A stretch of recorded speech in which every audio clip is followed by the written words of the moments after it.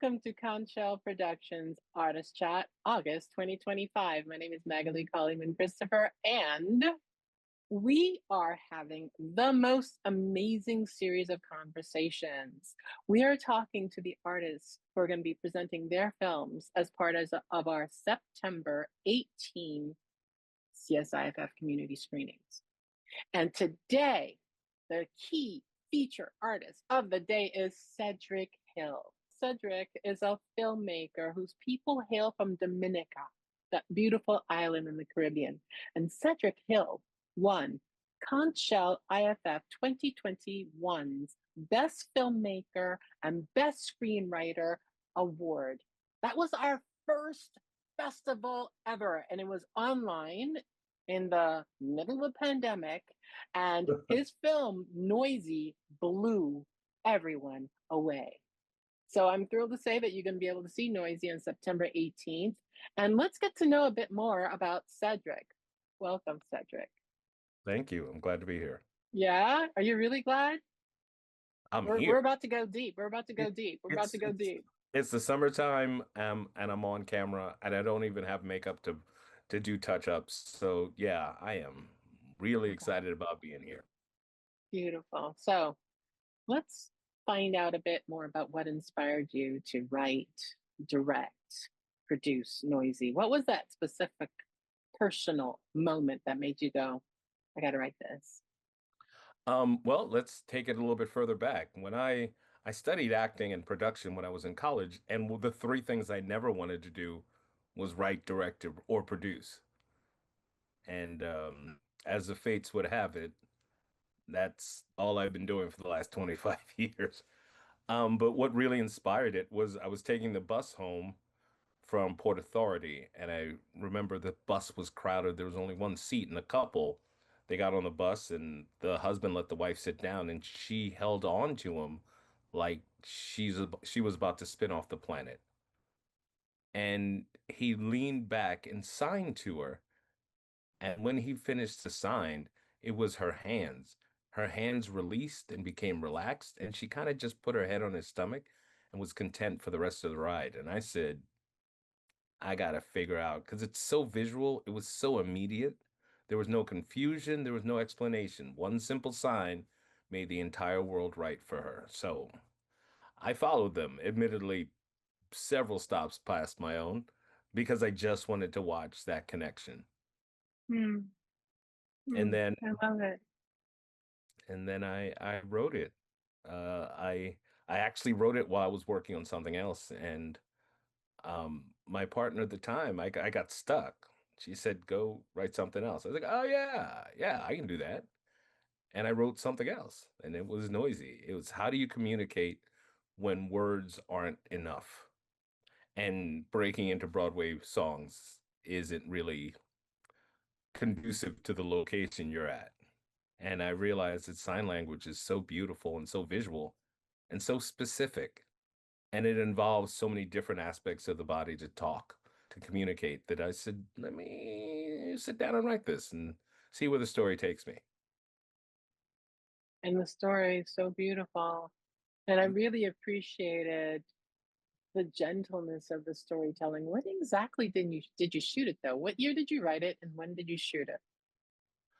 I think 2019 is when I wrote it, because I actually wrote it during a conversation I was having with somebody. I said, hold on, I have a story. And I wrote it. And we think we shot it in 2021. So I guess 2021 or 2019, 20. It's in that gap. Between like 2019 and 2021. Now you shot it on a New York City train. Was Yes, that I did. actually a New York City train, or did you go on a set that had a train? That was the actual A train from 217th Street to Coney Island. The train we talk about in the movie is the train we were on. So you shot it. We shared it with our audiences in spring of 2021. And then tell us more about the journey of this film, because it did go on to win a bunch more awards. And how that, what you learn about the power of Caribbean storytelling in the course of your festival run.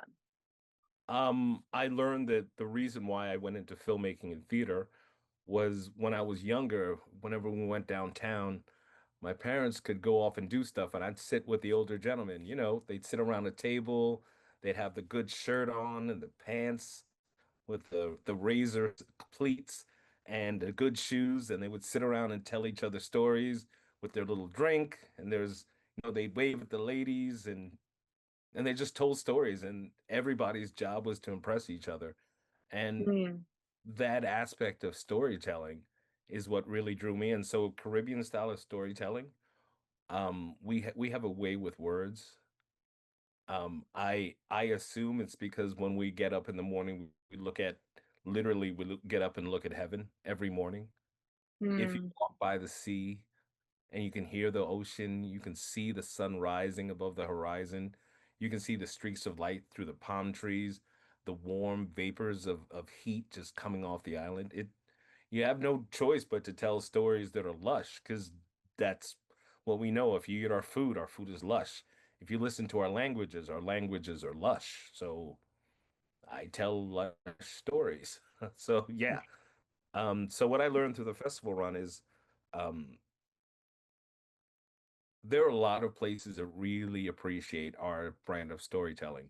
And unfortunately, or fortunately, I'm not sure yet, a lot of Americans don't necessarily get to hear our storytelling because we're not considered a market. But some of the storytelling, and if you look at a lot of their actors that people really admire, you take a step back like 20 minutes, you'll find an island. I had a That is running very true. Very true. I had a running joke with the editor. I said, let's see the people we like or people who do well at the festivals if they're of our complexion where they're from. It was like a 95% rate. They were like, "Oh, I'm from Barbados, I'm from Bahamas, I'm from Trinidad." Because even if Wow. you're American, if you grew up in the 70s and 80s and 90s and you're from an island or your parents are from the island, you don't get to be American until after you go to college. And even then it's I Don't bring that into my house. Don't no, bring that American behavior into my house. because they'll ship you home and there are no rules at home. Exactly, exactly, exactly. So tell us a bit more about the awards that Noisy won. You did go to Um, Cannes. I'm gonna just throw that out there in case you try to be shy and humble. I was gonna be So shy let's about it. tell us the story. Tell us the story. Okay, so we screened and we thought we were there to screen. We didn't realize it was a juried prize. So we do the screening and we do the talk back and we're walking off the stage and the head of the they were like, "Hey, where are you going?" We're like, "We're leaving. We're done." And they said, "You might want to stay on the stage." And my editor's very tall, so we're standing on this little stage. So he's 6'6". So I was standing right next to him. And then they made the announcements. They announced the documentary, and then they said, "Emerging artist, best short film," and they said Noisy. And this is a quote. I turned to him and said, "Who are they talking about?" And he whispered out of the side of his mouth, "I don't know." I said, "Should we run?" He says, "Probably." Somewhere there's a recording of us having that conversation. We're like, "Who are they talking about?" It's like, "I don't know."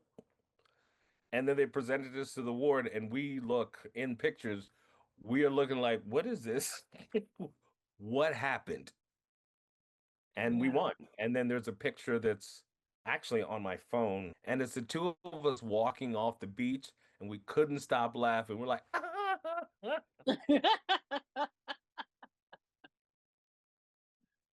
and love then it. I love the it. rest of it was red carpets and celebrities and the paparazzi thing was weird How so? because when I got there, from the time I got there, from the time I left, there were always like it started off being three or four people taking my picture and telling me hello, what you doing, blah blah blah, and I was like, why are you taking my picture? evidently they knew something that I must not have realized because Mm. and I would say, having somebody ask you questions and take your picture every time you leave the hotel would get annoying in probably 10, 20, 30 years. I don't know. I don't know. I mean, But it wasn't annoying that time. It was totally fine that time. Okay. Okay. I understand the Jay-Z lyric, I'm gonna call the paparazzi on myself. I was like, oh, this is nice. I'd come out. They're like, Monsieur, Monsieur. I'm like, well, what's up, guys? Where you going? I'm going to the palace. They're like, what tuxedo is this? I was like, this is the Ralph Lauren. And the publicist we hired was very emphatic. He says, get your nails done, get your eyebrows done, clean out your nose hair, and never leave Wow. the place without wearing the same outfit twice. And I said, why Mm. is it such a big deal? He says, well, you make film. He says, if you were shooting long shots, what would you use? I was like, oh, 400 millimeter, 2.8. He said, oh, yeah, that resolution is large. Yeah. So every Yeah. picture they have of you, they can blow up to a billboard. So he said, cover yourself. You are always being watched. Yeah. That's a little creepy, but it's good creepy if you're trying to make sure that the world knows about your work. So tell me a bit more about the artist that inspired you, because you said you were an actor. You went to school for acting and directing, right? Is that what you said? No, I actually Acting? went to school for production because I mean, when I got out of school, I was like, oh, I'll be a waiter, but I don't have the patience to wait tables. I don't like people who can't make a decision. So they said this probably is not the right job for you. And I've always been a stagehand, as specifically an electrician. So I'd worked in New York before I went to college. So when I came back, I just picked up where I left off. And my two main theaters was the New Victory Theater and Aaron Davis Hall up in Harlem. Mm, So, mm, I was a mm. stagehand. I slung a wrench. I worked on Broadway shows. It was fun. And something about acting when I graduated, I got some pretty high profile auditions and I started saying, okay, I proved my point. Now, I didn't know what I was going to do, but clearly people who had taught me in college and knew me knew what I was going to do. And I Which think I college did you go to? Which college I did you went go to to? Rowan University. That's in New York City. Where's that? That's in South Jersey. Do you feel it prepares you for your experience as filmmaker, Hell no. writer? Oh God. As somebody who's taught as a college professor, not even close. Right, But you know right, what? I right. did get lucky because I was at tail end when education actually was just education, where Mm, it mm. wasn't just learn the facts, it's learn how to think. So, I got lucky there, but I had no idea what I was in for. And I called the dean of the school who actually let me in and said, hey, I'm going to study directing. He said, yeah, I told you you were a director and you laughed at me. And I said, don't rub it in. So every other year, I call him and say, you were right. I got to go. The theme that we're exploring with this collection of 5 films is the impact of love on the Caribbean community. What message do you want the audience to take away from watching Noisy as your thoughts on the impact of love? It's a film on a hot, sticky New York City subway on a Friday that's no longer running express, it's running local on a 2-hour trip. No one's happy. It's dark, it's smelly, it's dirty. But even in those conditions, there's light, there's hope. Mm, mm, So our people, Caribbean people, African people, no matter how dark it gets, we always can see the light. And sometimes we are the light. So that is the message. And sometimes you feel for something more than words can express. mm. I mean, Thank you. it's off of a quote that when they say in church, if you sing when you sing, you pray twice. So I Yeah. can't the emotion of this story is too big for me to say. and it's too big for me to sing. So I signed it and put it on a big screen. I love that. I love that. So tell me a bit more about what is next for you? Okay. Next, I am working on a couple of things. I'm doing a short film for the state of Pennsylvania because they let me blow stuff up. Yeah, Blow that. Oh, what? Blow stuff up. What are you gonna blow up? well, they let us have pyro in the building and pyro outside the building. And the guy said, I can make this fire tower as high as you want. It's like, ooh. Um, so we're shooting that. But next is working on a feature documentary called Filtered. It's about the dialysis and healthcare industry in the United States. How are Um, things going with that production filtered? it's good. The sizzle is done. We have interest from, oh, I can't tell you yet, but the people who are, I signed NDAs. I'm not allowed to talk about it. Not yet. But the people who need to care about it, but it's very eye-opening. I mean, the corporate structure of corporations is to literally keep you sick enough to buy more medicine. So our healthcare system is killing us slowly. And part of the idea for that came from a Karen Finley quote from one of her shows in the 90s. And it's a pretty harsh quote, but she said, our ovens just cook slower. And then I looked at what our healthcare is doing. And specifically, I'm using dialysis, that they put people through a treatment that is detrimental to them because they can make more money that way. Because when you do dialysis in other countries, they don't do that. They actually try to make you healthy enough to not have to need it or have to rely on it. But we would rather take a pill than it's a complicated situation. And we explore how many times the United States had designs and was able to give us all health care. But now it's becoming such a monolith of economics. I don't know, how do we get off the train? Um, where your livelihood, your ability to stay alive is really attached to your ability to work. And sickness and work and healthcare, they don't always combine. No, they don't. And it's because the people who are on dialysis, they're fighters. They want to fight. They fight to survive. And imagine what they could do if they could be full members of society instead of fighting to survive against a system that, reduces them to a number and they're a whole person. So It sounds like a passion project.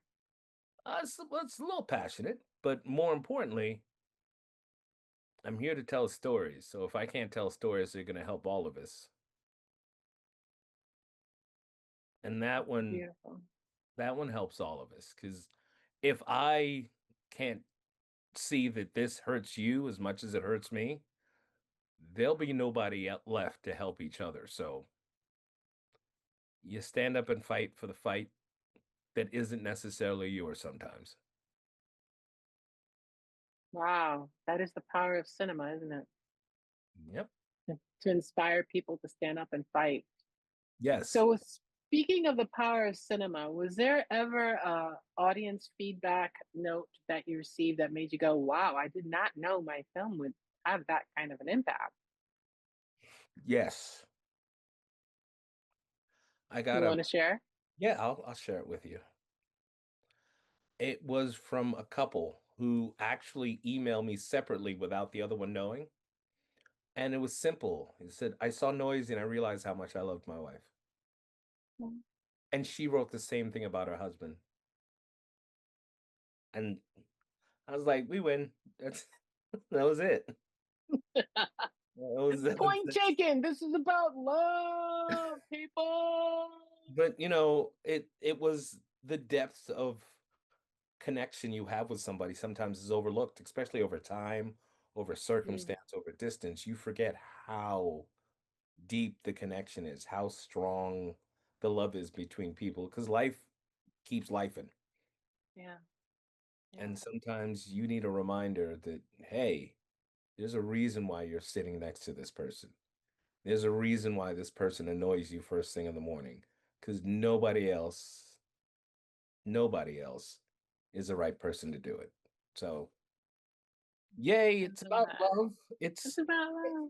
Yeah, it was, I mean, the movie in a lot of ways was a love letter to somebody because I couldn't figure out how to say it. So I was like, some people cook, some people write music. I made a movie. There we go. That was my, that's my love language.